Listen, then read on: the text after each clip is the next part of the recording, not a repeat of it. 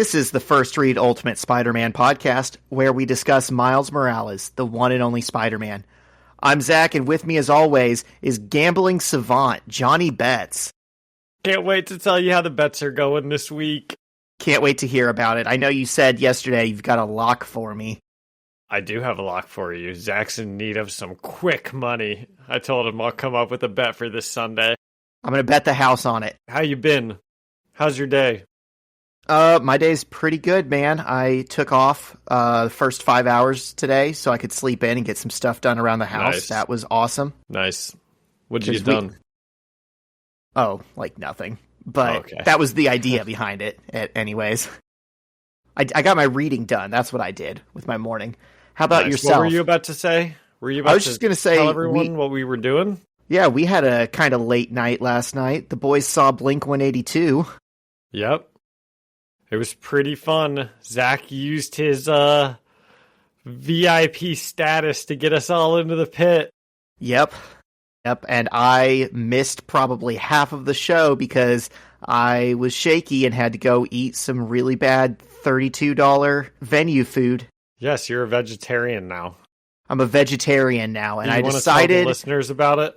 I decided to go to the Blink 182 show after only having like 2 apples all day because I'm a really bad vegetarian. I'm so new at it. That's actually being a good vegetarian. Well, I succeeded at the vegetarian part. It's the being a person and like being sustained by food part. Yeah, I haven't done any research into it or anything. I was telling John, I just kind of made the change probably 2 or 3 weeks ago and am just seeing how it works. And then he tried to morally shame me the entire drive home from the concert. No. Let me say this. I do not.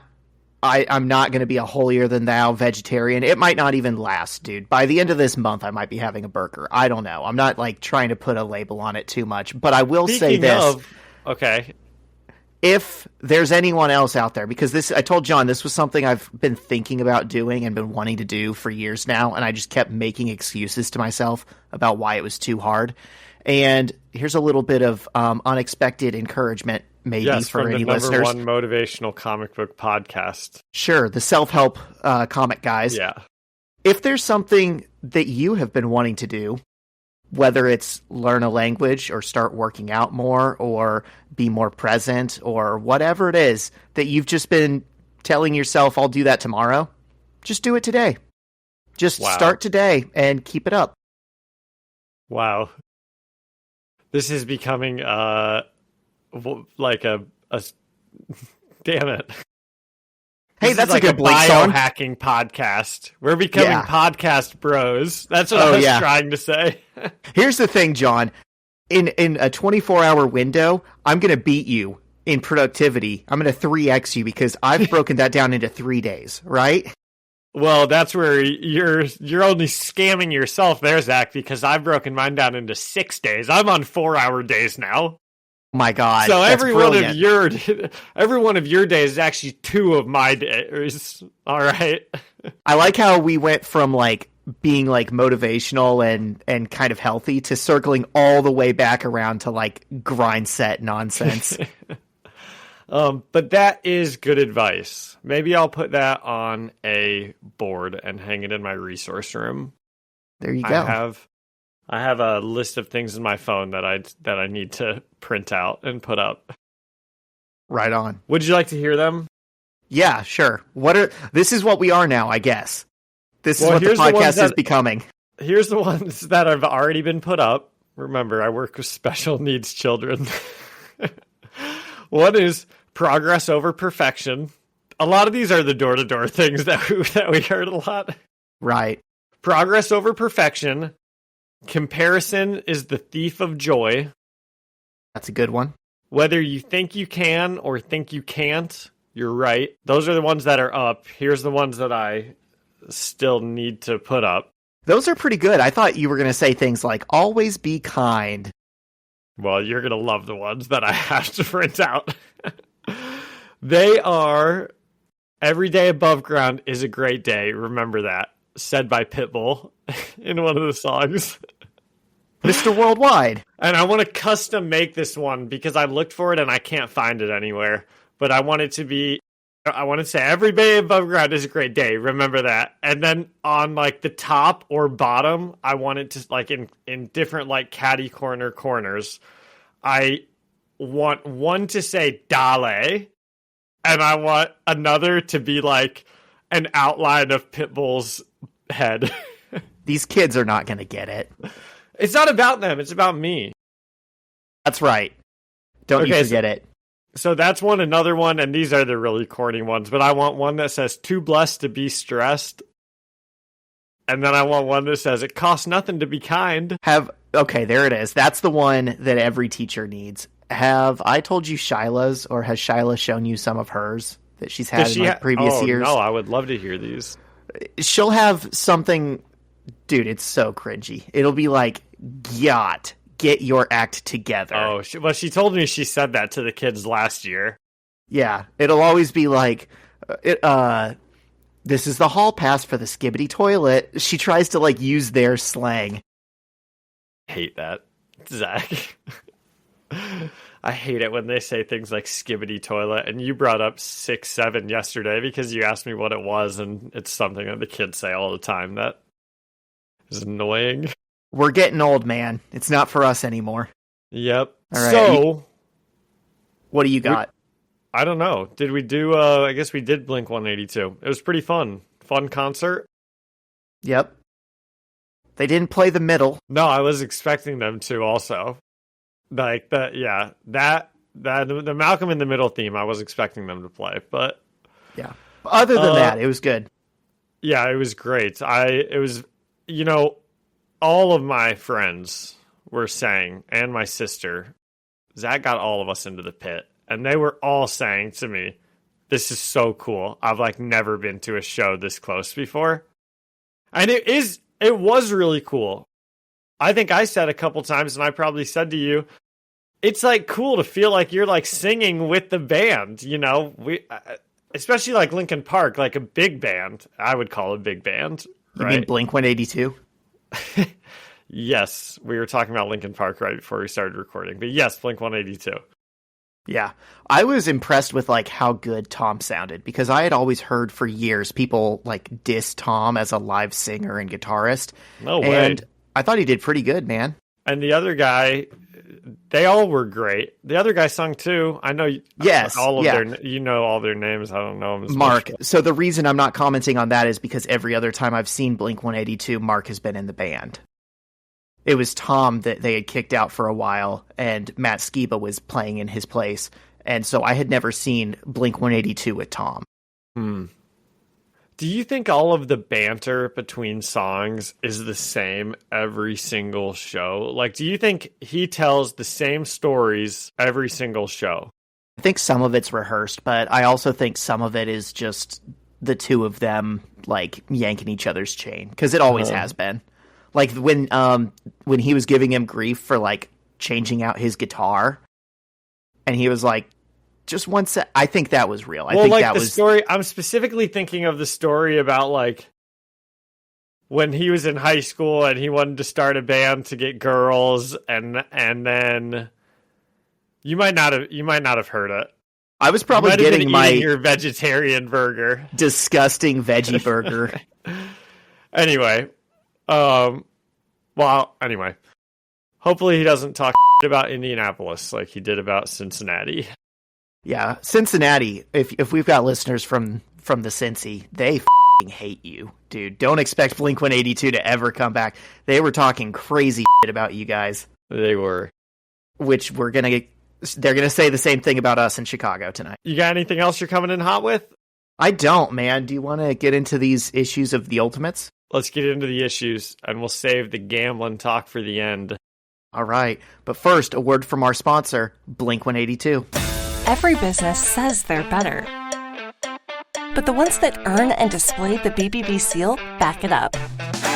It instantly identifies businesses that are committed to operating with integrity, honoring promises, and telling the truth. Makes you wonder why every business doesn't have it. So look for it, because it's looking out for you. That's why it's the sign of a better business. and find a better business anytime at bbb.org. We're back. And we're in issues 7 and 8 of Ultimates, right? That's right. And I was thinking I'd do issue 8, if that was okay with you. Okay, good. I wanted issue 7. Perfect. So this is the team we've been following, written by Jonathan Hickman, art by Asad Ribic, colored by Dean White, and lettered by VC's Clayton Cowles. And we've got Hawkeye on the cover of this one. Have you noticed, John, all of these covers have nothing to do with the actual story that's being told? I have noticed that, as a matter of fact. Like, yours is Hulk fighting some bad guys in, like, a car, like, doing a bank robbery, and that's definitely not what this series is about at any point. I thought your issue has Falcon on the cover. Who'd I say? Hawkeye. Oh, yeah. It has Falcon. You know, I was just thinking about how important Hawkeye is. And we just had 2 good Falcon issues. We did. Why don't they put these guys on the cover at the appropriate times? I think it's an intentional fake out. I think the covers are so different from what the story actually is. I mean, they could do so many cool covers about, like, the Maker and the city and this big global political conflict that's going on. Yeah, and it seems like they're intentionally playing the covers down a little bit, so all of the action is actually in the issue itself. Well, I can appreciate that. Yeah, it's a bold move, I think. They're kind of saying the issues speak for themselves. Okay, so we open in Tian, the Heavenly Cities. And this is something that we've just seen referenced up until now, but at this point, it's going to come in pretty heavily to the story. And we see a guy with, like, blue eyes, not blue pupils, but entirely glowing blue eyes. He says, "My lips are yours, Zorn. My voice, the voice of God. What is it you would have me say?" And it's very cinematic. We don't see who he's talking to. He's holding some cool helmet, and he hands the helmet to someone. And that person says, "We must welcome them, Oracle. As these people are close to breaking, we must take great care not to cause another crack. From here on, every step must be taken carefully, for the Americans have arrived in heaven."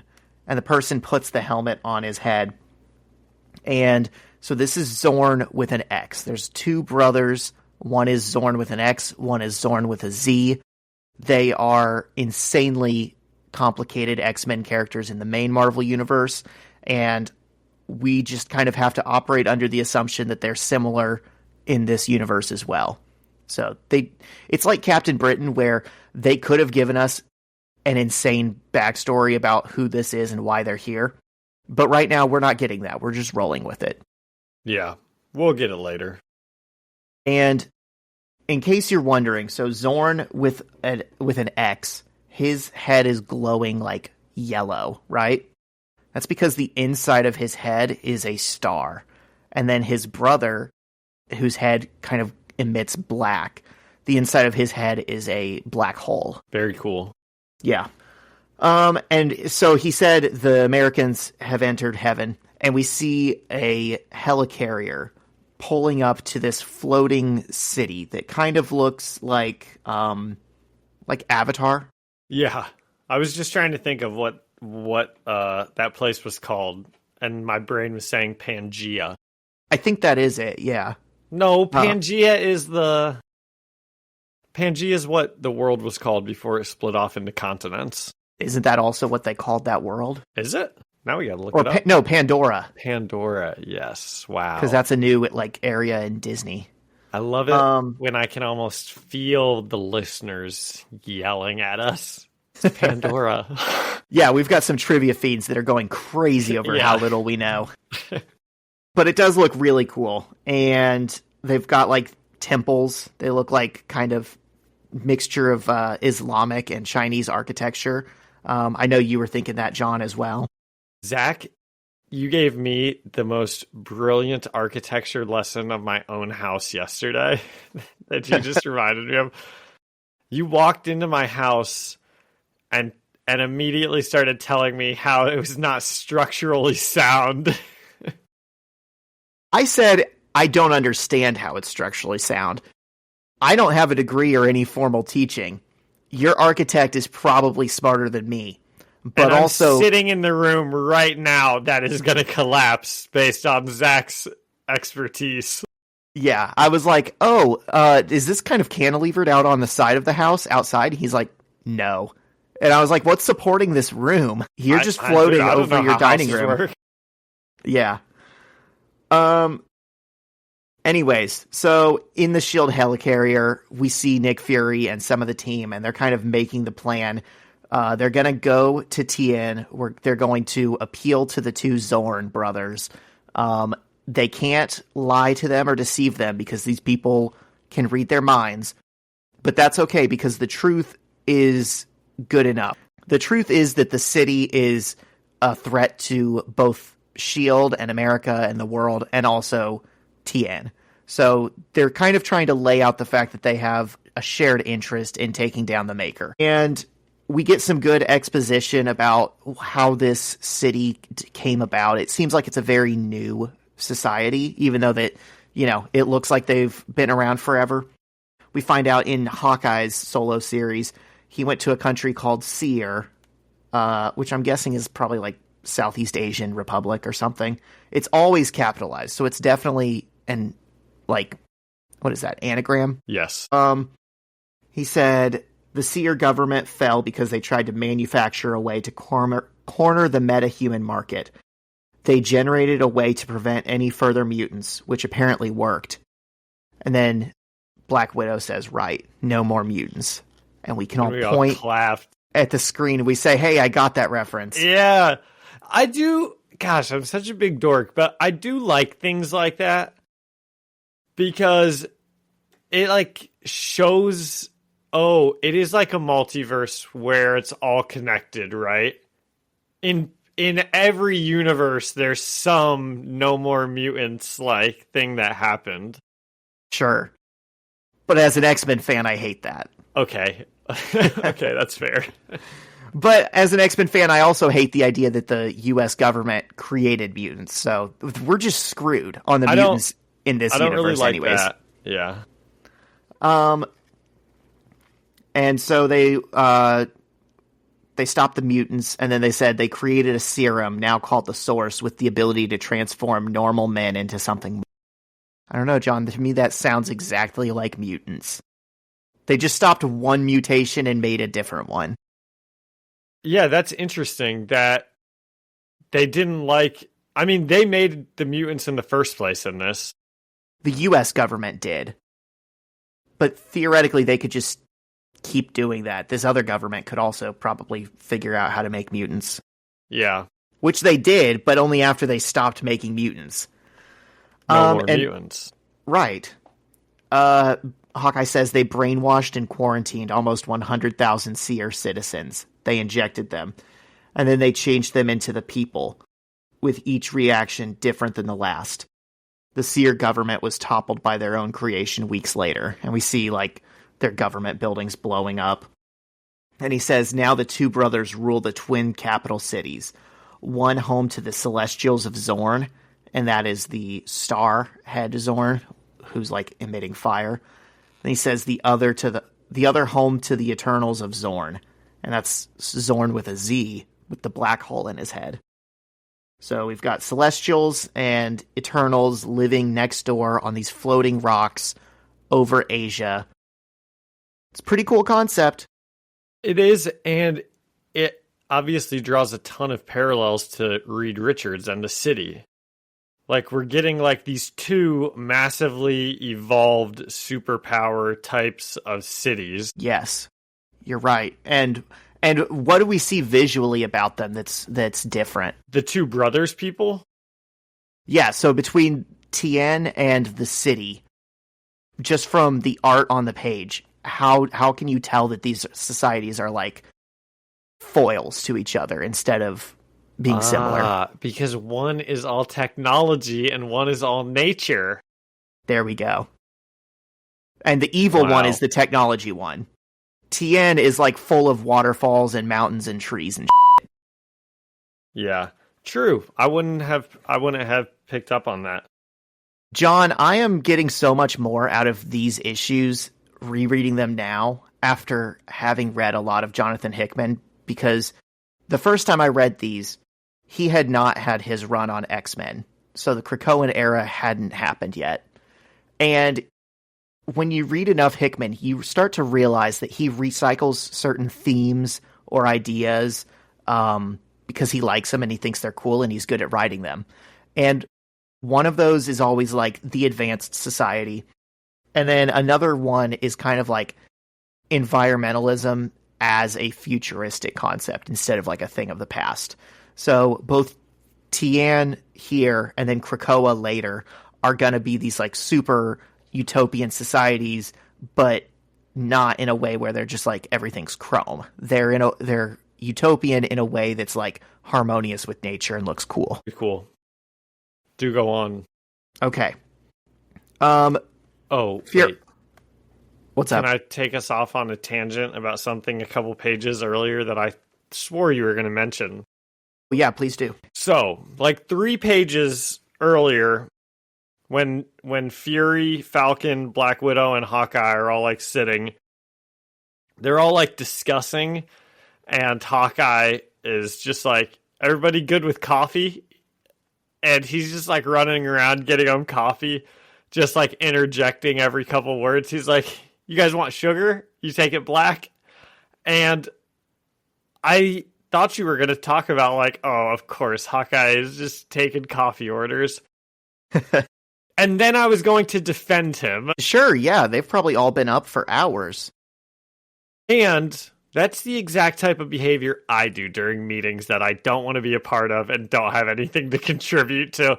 I'm like, okay, does anybody want to, I just make myself useful, get people coffee, make copies of if they need to be made. Yeah, it kind of reminds me of one of my favorite scenes in Watchmen. And by favorite scenes, I mean it infuriates me when Night Owl and Silk Spectre like save people from a apartment fire. And all of these people's stuff is burning and they have nowhere to go. And they like get all these people in like the whatever his little like owl blimp is, and they're just like, oh, we've got hot coffee for you guys, step right up, come get your coffee will be ready in a minute. No one asked for the coffee. These heroes are like so like separated from reality. They're just doing their own thing. They are having a blast getting to superhero, and they think, oh, we're going to provide great customer service and give all these people coffee. Dude, all of these people are like, my house burned down. That's probably, and Alan Moore's probably trying to say that on purpose. I think it is, because they make such a point to mention the damn coffee so many times, and the people never wanted it. I think it is like some kind of commentary on how clueless the heroes are. That's funny. I was thinking maybe someday we should read Watchmen for this pod. That'd be a good fun set of bonus episodes. Definitely.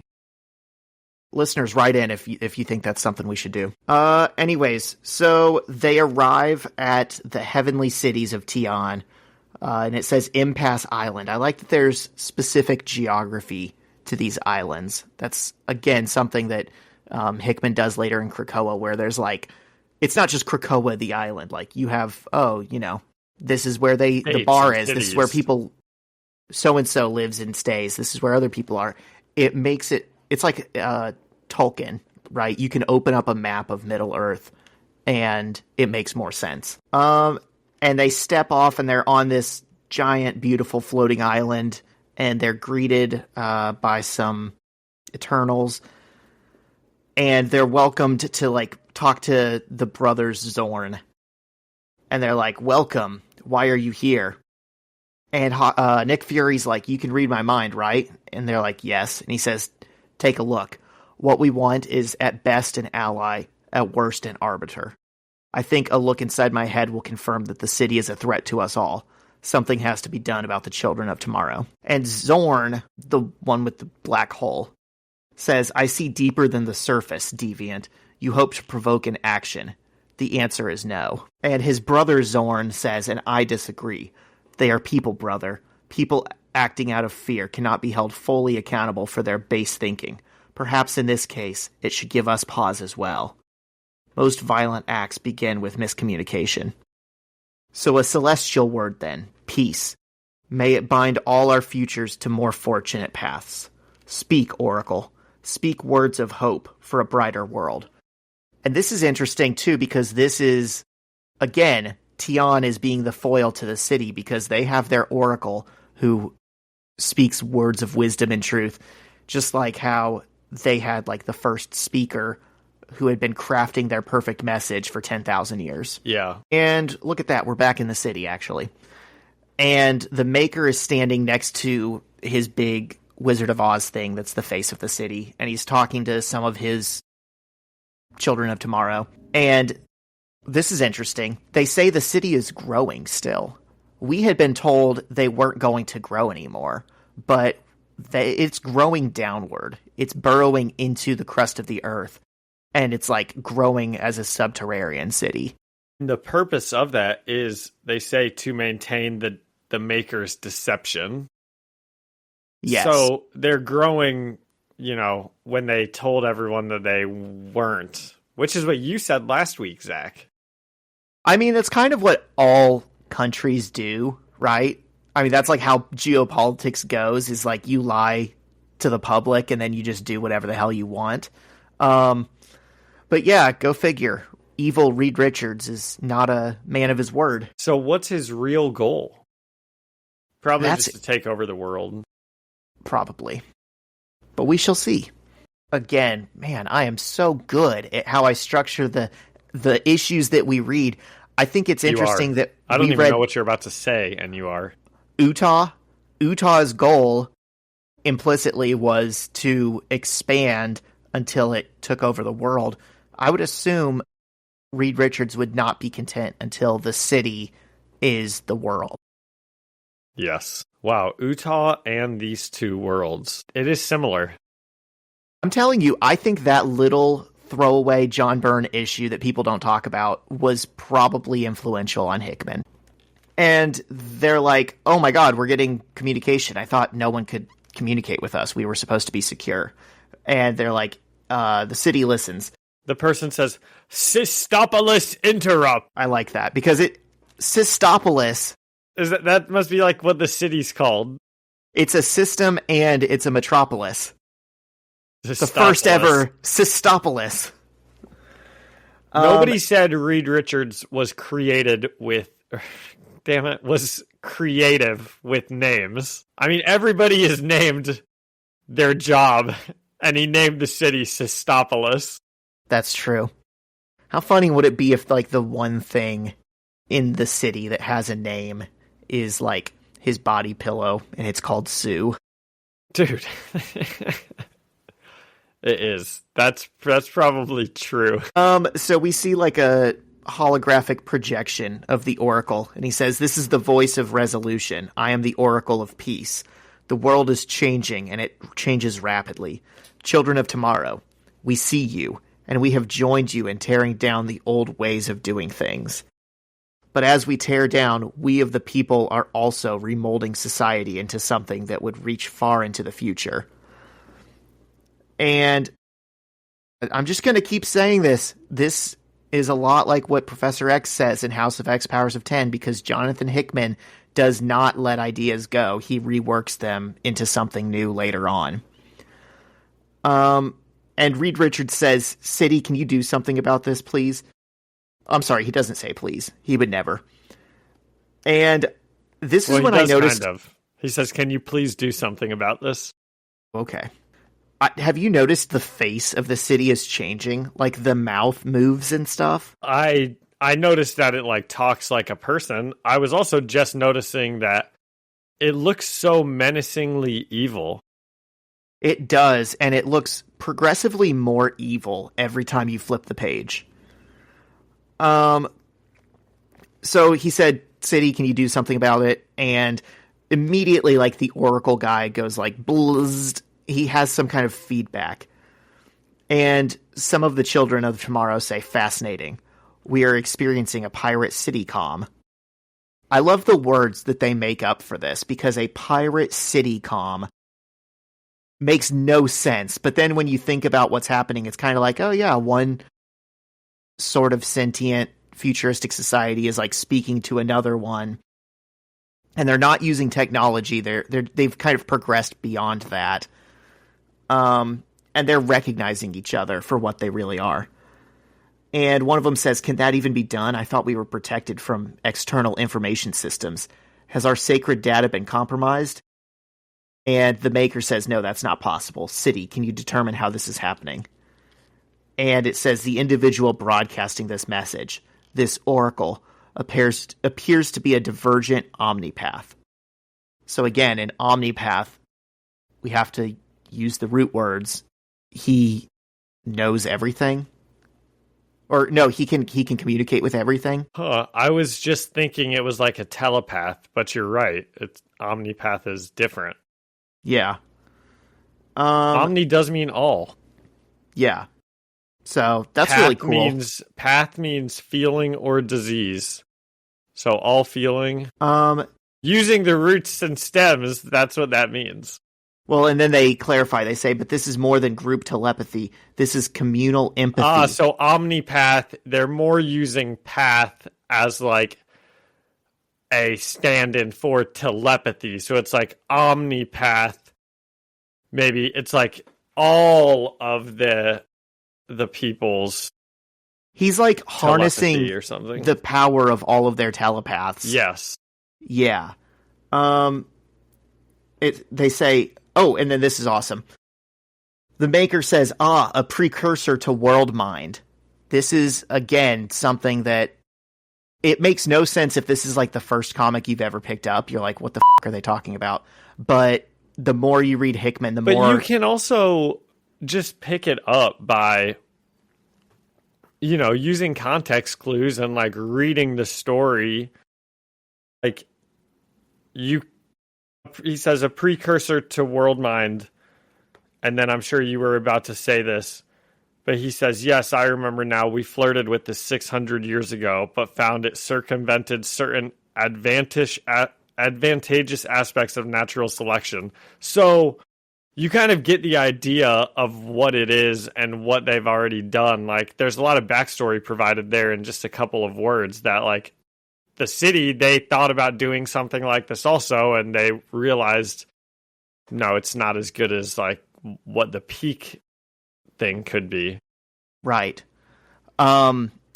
Later on in Hickman's X-Men run, it will be explored that like on the like galactic quest for power, there's different levels that you can become. You can be like part of the Technarchy, and you can become like a hive mind, and then you can become a world mind, which is like the entire world is united in like one thought. And then you can become higher and higher, and there's like bigger collections of organisms or sentient life collected into like one acting thing. And eventually like the highest point of that is just you are everything. You're like God. And so the fact that the maker is aware of that structure, like 9 years before it's ever actually spelled out in a comic, tells me that that is maybe an end goal of his. He is aware. He has done the research. He knows, if you establish, a hive mind, then you can make a world mind, and then you can make this, and then you can have dominion. And it means Hickman was thinking about that also, 9 years before he actually spelled it out. Yes. The lore was already built, even if it wasn't spelled out. So they decide, they say, very well, they want to send us a message. I shall send one back. City, please give me control of the frequency.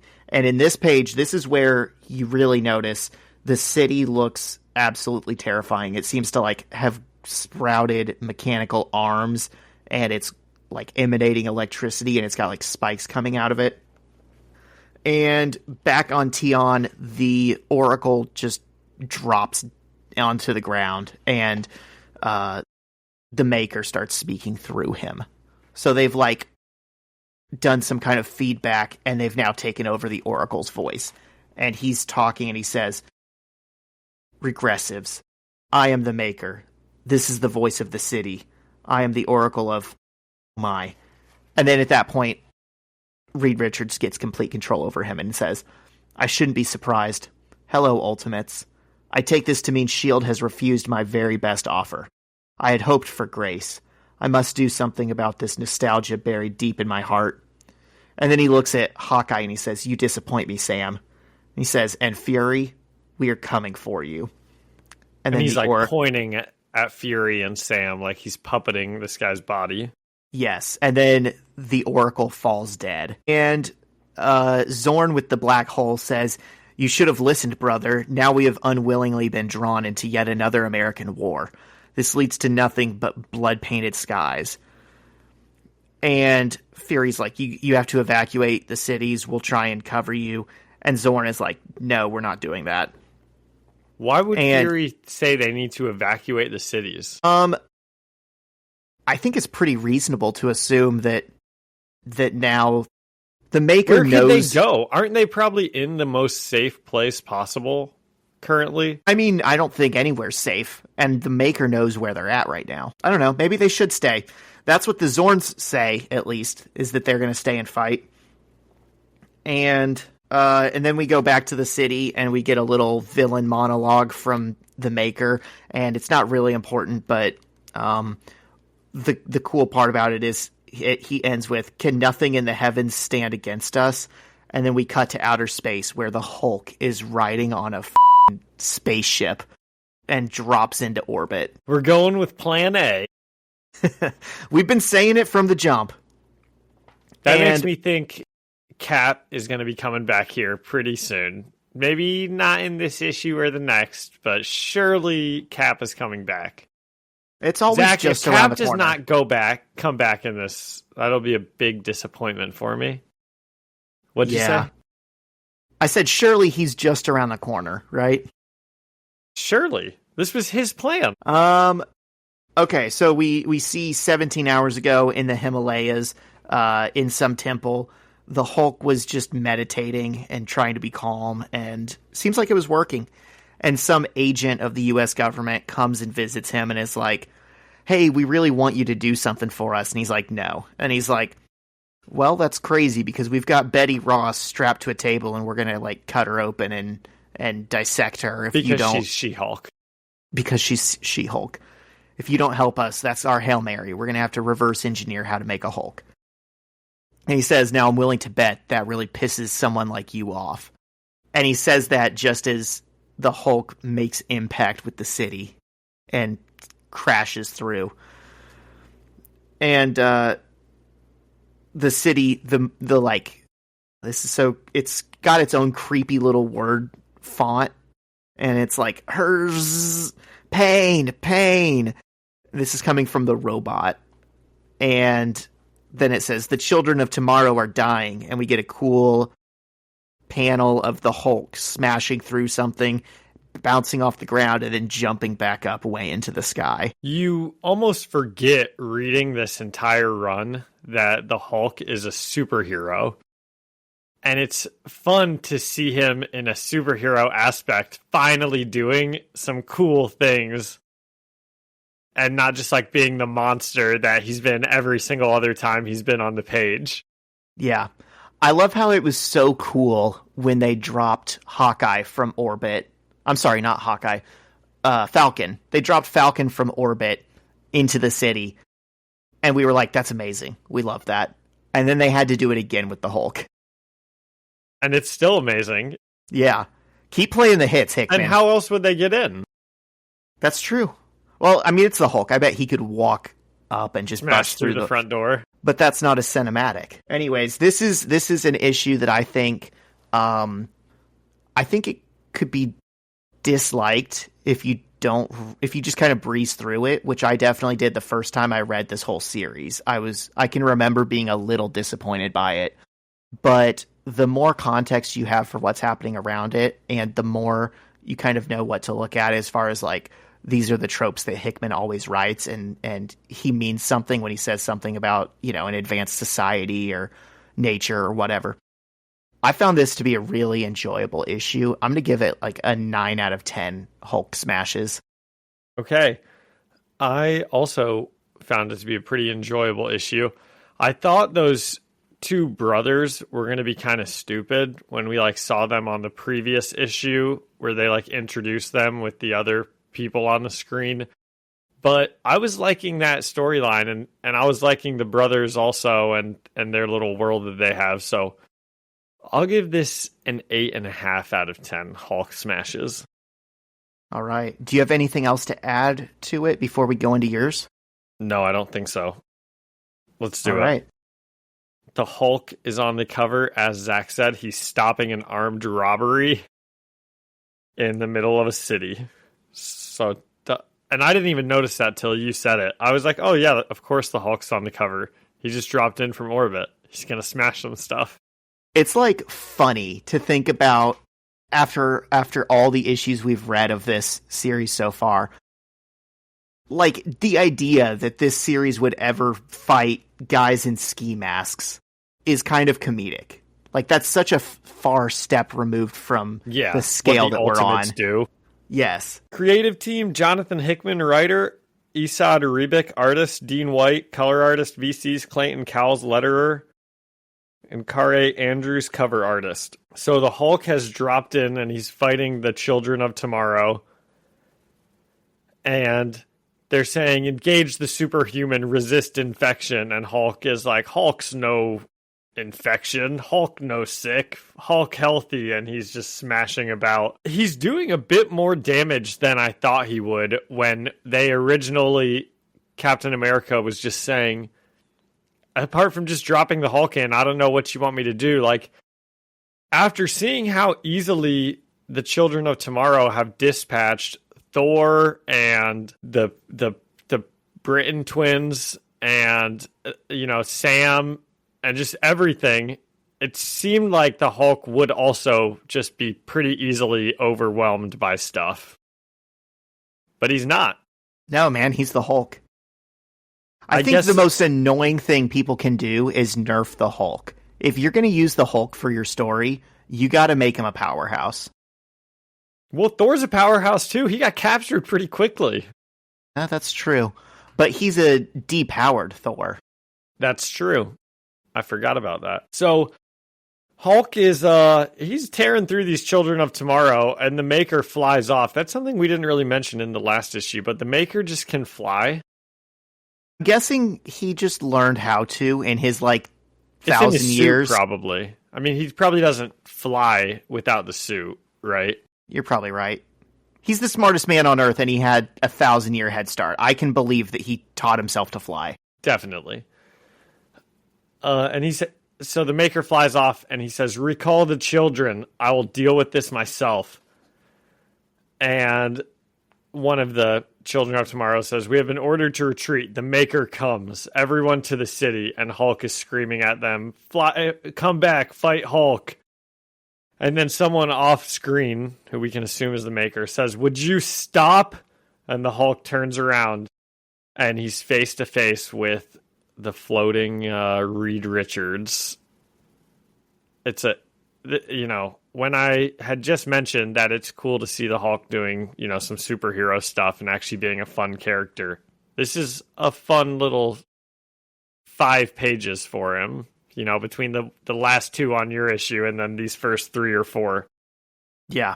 And this is a particularly hard panel for the Maker, where he looks so much smaller than the Hulk, and the Hulk is so veiny, and he's just levitating in front of him and looks like not even a little bit scared. Well within arm's grasp. So, and this is just 2 issues after the Maker said the only way he can be killed is by great physical violence. So, is the Maker protected by a force field right now? Or is he only protected by his own overconfidence? Hubris. I think it's that one. But also... Hubris? Yeah. But you also think the Hulk could reach out and grab him right now? I think he could grab him, yes. I think if he tried to, punch him, I mean, he's still Mr. Fantastic. He's still like stretchy, right? Just That's true. I kind of forgot that he's still not just like a person that you can just like punch. Right. The thing about the Maker is he's like not using his powers ever. Like you forget that he's not just a regular person because what makes him so scary is just like his machinations. But theoretically, I mean, he could superhero fight the Hulk right now. Get your special socks out. He says, exactly what do you think you're doing here, Bruce? And then the scene changes and we go back to Tian. And Zorn is holding the prophet. Was that what his name was? The Oracle. And he says, you were loved, brother. We are all poorer now. I'm just going to read the page, Zach, so I can then talk about it. Good. Yeah, I know I practically read my whole issue verbatim, but these ones are so hard to summarize because the words are so specifically chosen. And Nick is telling Zorn, the fire-headed one, which seems to be the more peaceful one, and the other one is more like war-hungry, or maybe like nationalist would be a better word than war-hungry, because even when they were first introduced and you were saying what sticks out about them, there's also a pretty big dichotomy between the like citizens that were standing behind the fire brother, and they're just like they looked more like hippies, and then the black hole brother, everyone behind him is in the exact same outfit. Like it looks like the city almost. They're like uniforms, almost like it's a military. Yes. There's not really individuals behind his rank.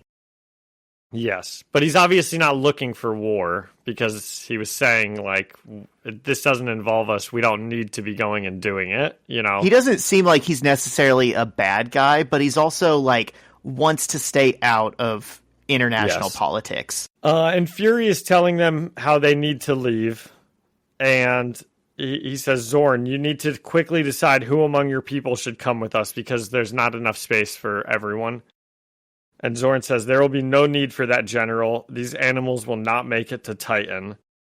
And Sam... Sorry. Yes. You're good.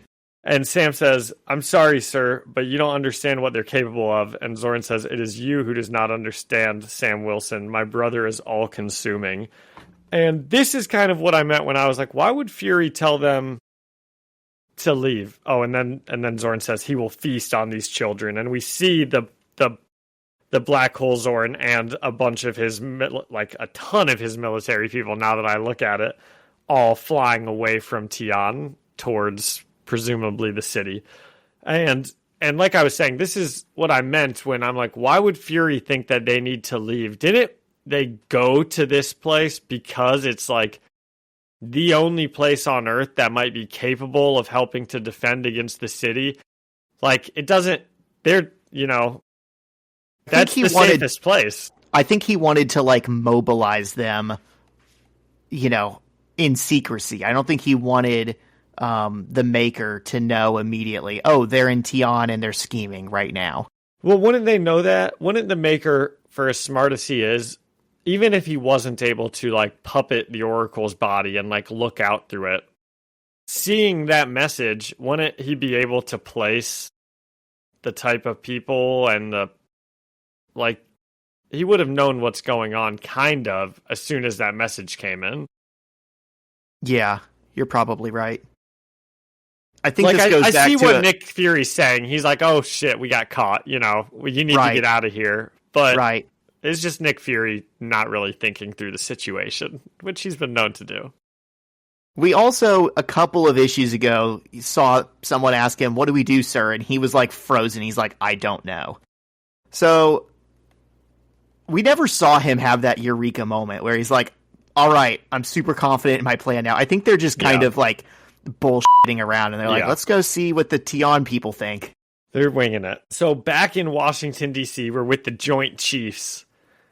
And the president has kind of had it up. He's given Nick Fury enough time and he's ready to go into Congress and tell them that they're going to be fighting with Reed Richards. And this is so goofy to me that they keep like almost showing that it's Barack Obama, but they won't show his face. I know. It's so funny. Remember when we got a full page panel of George W. Bush? Did we? Yeah. I don't remember that. Oh, it was in one of the Ultimates, right? Like, it was Ultimates in the original 1. Ultimates. Yes, yeah. When they unfreeze Captain America, and he's like, "So, Cap, what do you think of the 21st century?"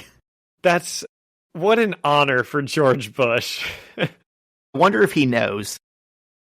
I wonder if he does. Wow. I wonder if they had to get his permission to do that. Probably not. No, he's a public figure. Yeah. In the Triskelion, we meet up with Zach's favorite character, Jessica Drew, and she's just doing very Peter Parker things. She's like drawing on a piece of paper and just like writing out her thoughts, and she says, "This sucks. The Ultimates suck. Being on the Ultimates suck. The Ultimates suck." It's just written over and over again. She's made a little doodle of Nick Fury. I think Brian Michael Bendis was like, when he talked to Jonathan Hickman, he said, just pretend like you are writing for Peter Parker. You don't have to do anything differently. Because I think this is like exactly what Peter would be doing in this situation. He'd be fed up to here with the Ultimates. John, you might be right. I can so imagine that conversation taking place. And I thought the same thing about the scene. If you hadn't said it, I was going to say it because I was dying to say it. I'm like, she's just Peter, man. She's petering around. This is like what Peter Parker would do if he's like sitting on his hands at the Triskelion, like with nothing to do. Yeah. And what's this dude's name? Captain Britain. Captain Britain is like sitting next to her on the other side of the room, and he's just like going on and on about something. And finally, Jessica Drew just says, "Oh my God, enough." He's like reading his book out loud, like obnoxiously. Was that what he's doing? Yes. He says, "Not a fan of Mr. Dirty Bottom." And I didn't know. I was like, is that because he looks like he's not wearing pants all the time? Like, I don't understand it. I think it's whatever book he's reading. That must be a British character or something.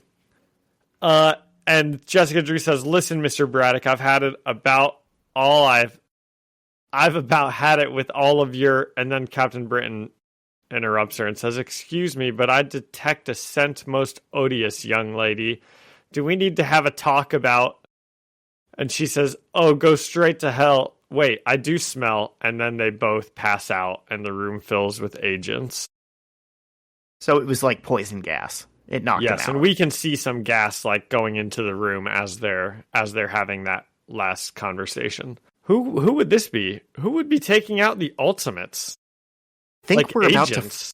I think we're about to find out. Well, who do you think? Well, it's hard to think because I know, but... Well, I don't remember, so... This is truly turning more and more into a first read, like real-time podcast, you know? I was toying around with the idea the other day of what if we did a comic that neither of us have ever read? Because I feel bad that, like, oh, John really likes Captain America, and everyone says Ed Brubaker's Captain America is like so good, but I haven't read it. What if we just did that for the pod and had no clue what we were getting into? That could be fun, but it'd be more fun to do like famous things. Well, that is a famous Captain America run. Is it? Yeah, that's the one where you get Bucky being the Winter Soldier. Oh, that would be fun to read. Yeah. Yeah. So we changed to Stark Tower, and Tony and Thor are hanging out with New Jarvis, and Tony's like, "Don't you have somewhere to be, Jarvis?" And he's like, "Oh, my show is about to come on. Today's the finale, and Alexi has to choose between Rob and Dave. Rob's a single dad with a little daughter whose wife died in a car accident. Dave's a real jerk. She's probably going to pick Rob." Isn't that a perfect opportunity for a joke to say she's probably going to pick Dave? Yeah. I had to go back and reread it, and I was like, wait, was Rob No, Rob's the good guy. Yeah, she probably is going to pick Rob. I hope she does. Right. And Thor says, "To Rob, warrior father, protector of innocence, and soon-to-be lover of Alexi, may the world both fear and love their union." And Tony says, "Okay, make sure you let us know how it all turns out." And Jarvis walks off, and Thor says, I don't know why you tolerate that. So Thor is not a fan of new Jarvis, it seems. He doesn't like his lackadaisical attitude. He's leaving work early. I like how his, like, very Thor, like, cheer to him, like the hurrah to Rob or whatever. Dude, he was just fucking making fun of this guy. Fake as Thor, come on. And I also like how Thor is confident enough that he's closer to Tony than Tony's personal assistant. Like, the guy walks away and he's like, can you believe this asshole? Yeah, that is funny. I love their bromance. But to Tony's credit, he does not talk behind his buddy's back. He just is like takes a swig of his drink and he's like, he's all right. He's a good guy. And Thor is like, the earth hangs in the balance. There's no time for it. And Tony says, I understand, but we've been here before. Yes, everything's on the line and at the world's end and dark days on the horizon, but it will be the few who breach the gap, and you will be there and so will I. Isn't that why we're building this anyways? I like Tony's attitude about this. This is the attitude that I take into things all the time, which is it'll be fine. It will always work out. The sun will come up tomorrow and everything will be fine. And that's kind of the attitude Tony's taking. He's like, we'll find a way out of this, you know. We've been here before, we'll do it again. He's also doing the important work of putting in the steps to find out how to get there. Like, they are building something that we keep being denied a clear vision of what they're building. But there's like some kind of mechanical stuff that you just see in the foreground. And I don't know, John, that feels like foreshadowing. Definitely. I was wondering what they're building. So I guess we'll just have to keep wondering. And yes, Tony's not taking a bystander approach to it'll all work out. He's like, we've done this a million times, you know. It's like Thor's speech where he's like, I've fought a million people. All of them wanted to kill me. You know, it'll be fine. Yeah. It's a good blend of like confidence in the face of like a bad situation, but then also like knowing there's still a lot of work to be done. Yeah. And as they are having this conversation, agents burst into Stark Tower and they say Ultimates designates Tony Stark and Thor. Winter protocols have been enacted by the president. The Joint Chiefs have taken control of S.H.I.E.L.D. We are here to detain you to the Triskelion. Be advised, if you offer any resistance, we've been authorized to use lethal force. Now put your hands in the air. Have you noticed Tony's eyes are like really bulging in like all of the scenes where you can see them? A lot of characters' eyes have been bulging in this series. I think that's how Assad Ribic draws people. Okay. So it's the president. He's kidnapping the superheroes. This is so stupid. He's like I'm taking over S.H.I.E.L.D. basically. Like I am rescinding control from Nick Fury. But what's he going to do with all the superheroes in jail? I don't know that they're in jail, but they're to report to the Triskelion, and I think they're worried that they would still be loyal to Nick Fury. So he's going to just get them all and then force them all to fight, probably. Yeah, or just like await orders or something. Yeah. They could just ask. Right. It's weird that they have to like knock them out and point guns at them and stuff. Something. Yeah. You know, my grandma used to say you catch more flies with sugar than with, what is it? What's the phrase? Than with a fly swatter? You catch more flies with honey than with vinegar. It means it's better to be sweet to people than to be mean to them. Means the president should have left out honey to attract all the superheroes. He'd have got Ant-Man for sure. For sure. So in the city with Reed Richards, he's talking to the Hulk, if you remember, and he says, well, go on, tell me. I promise after that we can get right back to it. I would love to see them start fighting. I didn't know I wanted that until you had said it. I forgot that was even like a possibility that Reed can fight. And Hulk says, Hulk want Betty. Hulk smash city. Hulk get Betty. And I swear to you, I forgot that Betty Ross was a person. And I was like, is this the actress he's still screaming about 200 issues later? Well, that was Betty was on a date with who was that? Freddie Prinze Jr. That's who he was yelling. Yes, Freddie Prinze Jr. But that's it's the same girl. I had confused it. I thought he was going after a female celebrity that he was like sex crazed about. No, sir. No, he's still pining for Betty Ross. I almost said Betty Brant. Well, Betsy Ross is the person who made the first American flag. I know, because when I was a kid and like we had to learn about her in school, I always got her mixed up with the Hulk's girlfriend, who I always got mixed up with Betty Brant from Spider-Man. They were all, those three people were one to me, right? They were just hanging out with the superheroes and sewing flags. That's the comic book equivalent to Jimmy Eat World making the middle and the Malcolm in the Middle song and Stuck in the Middle with You all by the same group and being the same song.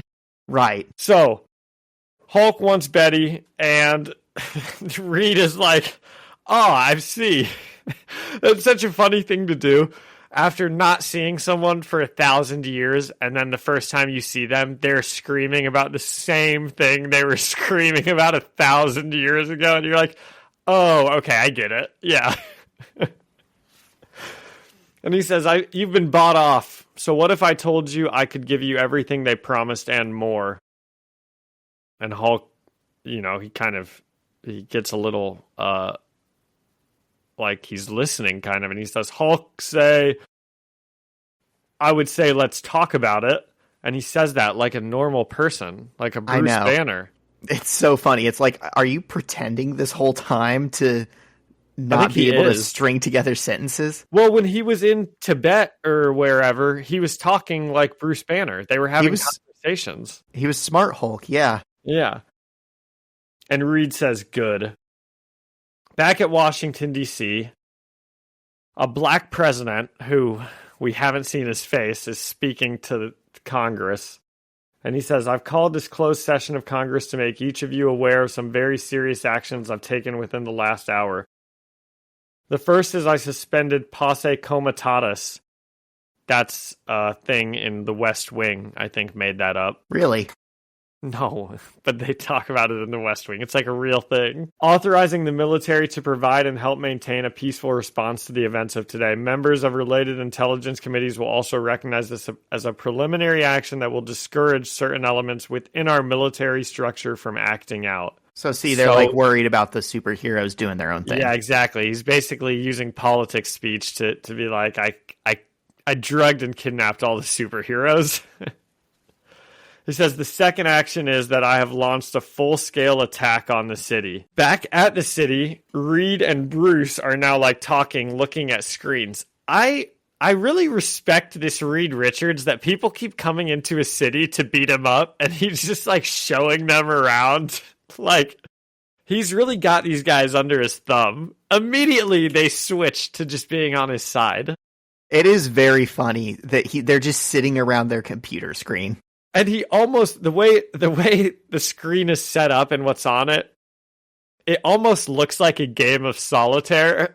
And he's like gesturing at it, and he's like, Bruce, look at my game of solitaire I've got going on here. How much fun are we having? There. Yeah, I thought the same thing. It does look like solitaire. So he's pointing at the screen. He says, they still don't understand security and data, the relationship between the two.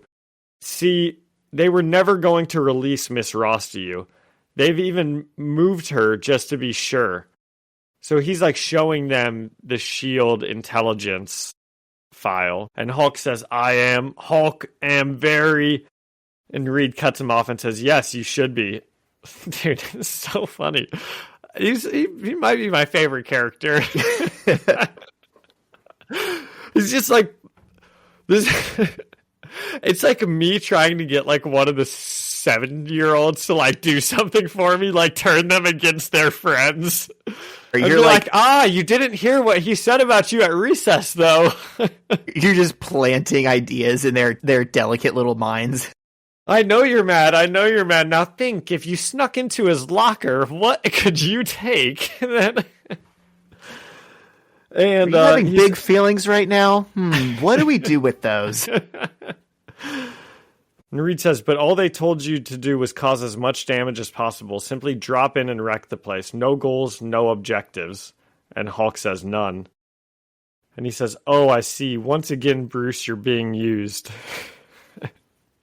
And the city comes on, like, on a hologram. It says, Maker. And Reed says, I know, city. We have targets incoming. Did you pick up on this earlier in the issue? It's so subtle, and he's not even fazed by it. But let me figure out what page it is. Maybe it was the last issue, even.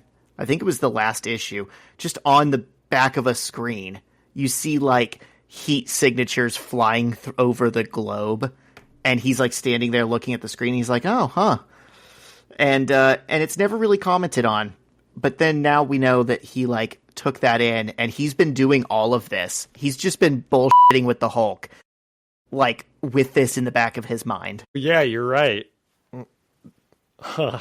That is kind of funny. Yeah, dude, he knows all. He's got it all going on. He's kind of awesome. And as he says we have targets incoming, we see the president kind of talking to Congress, and basically he's just like, we're going to launch nukes at them. And someone stands up and says, we already did that, and the city just absorbed all the energy. And the president says, that's correct, which is why we'll be using more than one. And he says, how many did you launch? And the page turns, and there's 1 million nukes flying towards the city. And the president says, all of them. And that's where the issue ends. You missed one of my favorite lines here, which is... Okay. The Maker is talking to Bruce Banner, and he's like, at some point you have to come to the same realization I did. Ask, where does the loyalty come from? Romanticism? Nostalgia? What has America ever done for you, Bruce, except for try to blow you up? ... Twice. And the Hulk goes, twice? Because they're about to get blown up again. You can tell what they thought. They were like, 2 birds with 1 stone. We're going to drop the Hulk in, and then we're going to drop 1 million nukes in, and we're going to kill the Maker and the Hulk, one way or the other. Not a bad idea. Or it's a really bad idea. It's kicking the hornet's nest. Let's see if it kills all the hornets. This was a pretty good one, too. I mean, we say this every week, but this is a nice little run, you know. They've really got to land the finale here in these last 4 issues. Yes. At some point, we got to get to the climax and then see how it resolves. That is how a story works, yeah. Yep. What do you give this one? What's your rating? I'll give this one an 8.5 out of 10 again, and I'll say 8.5 out of 10 nukes. Nuclear bombs. Yeah, I'll also give it an 8.5 out of 10 nuclear bombs. You got anything else on this issue? I don't. It's pretty good stuff. It is pretty good stuff. We've got next week, the 9 Maker and 10 on the next issue cover being stretchy and gross because we were just talking about how he never does that. I already closed the iPad. The Maker. Reed? Yes. Ooh. I like that. He's going to absorb some nukes. Just eat them up for breakfast. Okay, so what else do we have? You got anything? Man. You were supposed to tell me about these bets. Go into my kicking props. Yeah, dude. I was explaining that to my dad the other day, and he was like, he really thinks them having the balls like 3 days early is going to make that much of a difference. And I'm like, yes, and I think he's right. I don't think that. I know that. It has. The players have said that. Yeah. Like, trust me, so here's how the kicking props bet is going. First of all, IU plays Illinois this week. That's the more important season-long bet that we're tracking. Illinois has 3 wins already. We need them to get to 8. This is a big game against IU. No, you're rooting against the Hoosiers. Yes, definitely. And it's penciled in as a loss on my Illinois schedule. This one and Ohio State are like, you know, I'm guaranteed L's, right? Indiana on the road, Ohio State at home or on the road. If they can win this one, we can just celebrate early. This bet is going to cash 100%. Losing this one, it still is looking pretty good after the Duke win in week 2. Like I said, this is one that's penciled in as a loss already. So we'll see. But man, if they win, that's going to be a good one. Yeah. I know you've got money on the line, but if it's all the same to you, I would like to see IU win and make it to the playoffs again this year. And Zach, your bet you cash. can root for whoever you want. Thank you. This is America. I appreciate that permission. And you can definitely feel however you want. Right. I want my cake and to eat it too, right? Well, in a perfect world, right? If Illinois already had 8 wins, of course I'd be rooting for IU. But because it's coming in week 4, got to get the wins. Now, what do they say? Indiana, oh Indiana, I'm all for you. Unless I have money on the other side. Unless you're playing Illinois. So, here's my field goal bets. As a reminder, the bet is over the longest field goal in every single game. So it's 16 bets a week over the longest field goal. Week 1 went 13-3. And then I found another kicking prop bet that I was going to try to bet on. Did I tell you this? No. It's both teams to make a 33-yard field goal or longer. And that would have gone 11-5 in week 1. So I decided I was going to bet that one too. So now it's 16 bets per week times 2 because 2 different bets. The over the longest field goal bet this week, bit of a down week, Zach. It went 10-6. That's still good. It's still great. And both teams to make a 33-yard field goal or longer also went 10-6. Through 2 weeks, we are 11.5 units up. So that's, however you've like much 11x'd your money. Basically, so if I were betting $10 every single bet, we're up $110. Which being up 11 units in 2 weeks, it's pretty crazy for anything. It's cashing at a high clip right now. Doesn't mean it will stay that way, but yes, it does. Here we go, folks. This is a good sample size. We're giving out free money. Just place these bets that Johnny tells you to do. I'm giving you guys gold here. It's money in the bank. Yep. So was that the prop that you said you had for me this week, or was there another one that's like more specific? No, here's a lock. Yeah, I was thinking of one. I almost texted you. So, okay, the lock of the week is a teaser. I was telling you. So you got to buy 6 points. It's 2 teams. 6. You buy at 6 points. So the Packers are 7.5 point favorites against the Browns. So you buy 6 points there, and you only need them to win by 1.5, which might not happen, right? There's no such thing as a lock, but Packers by 1.5 against the Browns, And then I think that you pair that with the Bucks at 6.5 points. They're 6.5 point favorites at home against the Jets. The Jets are starting a backup quarterback. I mean, I'm definitely going to have a bet on that. And then I'm going to have the Packers with the Seahawks, who are a touchdown favorite. So I'm going to buy that down. And then I'm also going to have the Packers with the Chiefs, who are 6 point favorites against the Giants.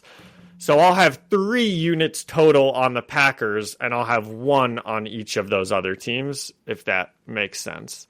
And that way, because I'm very confident the Packers will win, and the others, should win, but no such thing as a lock. Awesome. I like it. Everyone, there's the bets for Sundays. Withdraw your life savings and follow this man. Yep. Please don't, though. Incoming, if you really want to be smart, I'd put it all on the Browns this week, is what that probably means. Right. Do the opposite of what you're doing, except for the kicking bet. Except for the kicking bet. Like you said, that's kicking. A sure that's thing. Free money. Yeah. Right. Is that it? We got anything else? I don't have anything else, man. Do you? Why don't you give us a jam of the week? We actually haven't done that in a while. You know, I noticed that we had stopped doing that, and because I was like, well, I guess John doesn't think they're fun, I stopped preparing them. Oh, here's a good one. If I Could Kill You, I Would, by Leisure Hour from Muncie, Indiana. Okay. A weird song. I swore you'd have a Blink-182 song for us. Well, this kind of sounds like Blink-182, but, you know, they're local kids, and I like it. And they sell... John, I'm so mad. They were sold out of any size that I could wear of this shirt, so I'm waiting for them to restock it. But they have the best shirt I've ever seen a band sell. It looks like Hooters merch, but it says Hoosiers. It's got the owl with the eyes of the O's. Well, my jam of the week is All the Small Things by Blink-182, because I've been listening to that song since I was like 7 years old, and we saw it 10 feet away from the singers yesterday. Okay, actually, let me change mine. I'm going to make mine Hope by the Descendants, because that's that cover song that they played that no one else was singing to, and I was singing to, and you're like, what the hell is this? That was a really good, I'll say this, that was a really good show for, like, if people actually listen to them, you would get put onto a lot of good punk bands, because, like, Drug Church opened, Alkaline Trio opened, they plugged Fugazi, they had songs that name drop, like MDC and Dance Hall Crashers, they covered Descendants. It was a very good punk show. Yeah, it was. All right, let's end it on that. Well, thank you so much to Ian Hickey for the music and Alyssa Seaman for the artwork, and thank you all for leaving us a review or a comment. You can find us, the First Read Ultimate Spider-Man podcast, on Spotify or Apple Music or anywhere else you find podcasts. And you can come and chat with us and leave us a message on Instagram at First Read Podcast. Send us an email at firstreadspidey@gmail.com, or find us on YouTube, the First Read Ultimate Spider-Man podcast. See you next week. See ya.